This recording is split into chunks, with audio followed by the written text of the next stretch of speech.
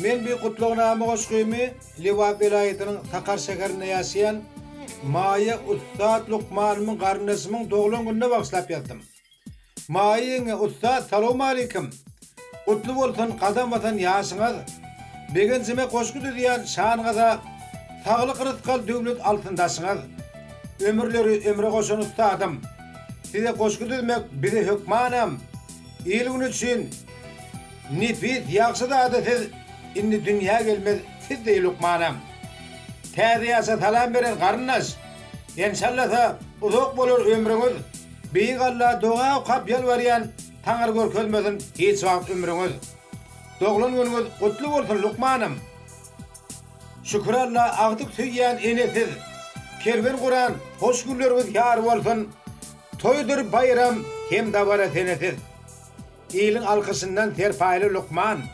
Kalbiniz mengdiye bakara yağda. Deryasız, çeşmesiz, zülgüsiz tolkun, qarlıp yasansız, ol koşubada. Şahirin alkamisizi gönügün, her iyisiniz aylanıp dur toğaba, doğur sizi aytmak mukaddes borcum, her kadamız bizim için toğaba. Köne yas arka atan Lukmanım, devletmin maskala, ustad sizde var. Şanınıza koşku varın yağdırıyan, oğudun fetirler yenge bizde var. Eli yengil, ey kadırdan Lukmanım, sizi veren minnettar men Tanrı'da. 60'ın botokosi size yakınlar, size ken kuvvaniye ağam hemrada. Dilegim Allah'dan yılgırıp yaşan. Yüzünüzü görmeyin, kaygıdır kamam. Gözürü söndür, ömrünüzdür, yürek tar. Koşuğanı size maksatlık mukamam. Ovodun dünyada kadırdan Lukman. 100 yaş etsen, doğan olsun payınız.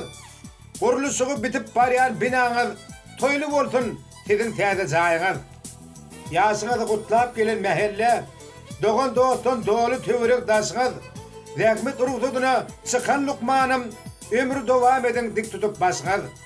Artıklarınız İlsat, Aliyat hem Aysat, ardı bulen pelvan yeni Ayperi, gelinleriniz oğul Nur hem Sülgünüm, doğun nurunuz garip enecan gödül.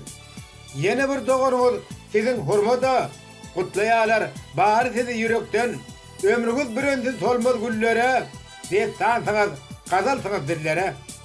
Kapınızdan geldi size təze yaş, kabul edin yılgırıp çık yürekten, akval size görkezmesin ağzı yaş. Maya yenge, dövürsünüz dünyasız, başları tersiniz, yüzleri nursuz, kitap olur siz hakkında yazanım. Maya yenge, kutlu olsun yaşınız. Kutluğumu kabul edin Lukmanım. Uluğluğuz maksat canın adından, öz adımdan, maskalamın adından 100 yaşayıp girin kitabına. Yılla koşku yazsın size beğensimem. Dinleyeniz ustad bilint basitiz. Yürüyün siz için günlü coşubir. Mayenge, karınız, ustad Lukmanım. İyiliğinin derdinden paylaşan, iyiliğin derdini depeden. Eri Lukmanım, ömrünüz uzun olsun, canınız sağ olsun, yaşınız kutlu olsun. Təze yaşınız size ençe yüreğinizi betleyen arzularınızı sağlıklı getirsin. Biz köne karnışlar, karnışlığımız devam olsun. Yılın yılına size koşku yazmağa Allah bana nasip etsin.